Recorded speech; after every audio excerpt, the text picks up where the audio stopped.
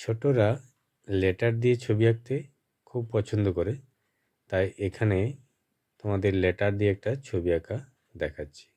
প্রথমে একটা মাঝখানে এম এরকম করে লিখবে। এমের ওই মাথা থেকে এই পাশে একটা লাইন আর ওই পাশে একটা লাইন সোজা করে টেনে নেবে। এরপরে দুই পাশ থেকে লাইনগুলোকে একটু পাশের দিকে টেনে নেবে। এরপর দুটো লাইনকে এইভাবে সোজা লাইন দিয়ে জুড়ে দেবে। এরপর ভি এর মতো মাঝখানটা থেকে একটা ছোট লাইন দিয়ে ওপর থেকে টেনে এনে এই লাইনের সঙ্গে মিলিয়ে দাও। দেখো কত সহজেই চালা দুটো হয়ে গেল। এরপরে যেখান থেকে লাইনটা আমি টানছি ওপর থেকে নিচের দিকে দুই সাইডে সমান করে দুটো লাইন টানো। এই পাশেও একটা লাইন টানো আর পিছন দিকটা, ঘরের পিছন দিকটা একটু লাইন টানো। এইভাবে 3টে করে লাইন টেনে এই লাইনগুলোকে মিলিয়ে দিতে হবে।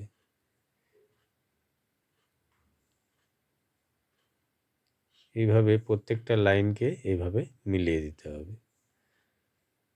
তাহলে দেখো দুটি ঘর খুব সহজে আঁকা হয়ে গেল। এরপর এখানে দরজা জানলাগুলো করতে হবে। তো এই ঘরটার দরজা আমি এই পাশ দিয়ে করেছি, আর এই ঘরটার দরজা এই পাশে করেছি, আর এই ঘরের জানালা এই বাঁ দিকে, এরপর এই ঘরটার জানালা এখানে দুটো জানালা করে দিলাম। এরপরে নিচে একটু উঁচু জায়গার মতো আছে,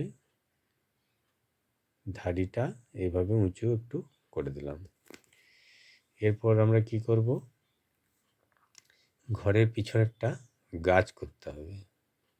তেমনভাবে ঘুরিয়ে ঘুরিয়ে কয়েকটা স্টেপে গাছটাকে করলে দেখতে ভালো লাগবে। তো এইভাবে ঘুরিয়ে ঘুরিয়ে ঘুরিয়ে ঘুরিয়ে 3-4 বার করে দাও, তাহলে গাছটি দেখতে সুন্দর লাগবে। একটা গাছ হয়ে গেল। এরপর এখান থেকে একটা কলা গাছ করো। এই ঘরটার পিছনে একটা কলা গাছ।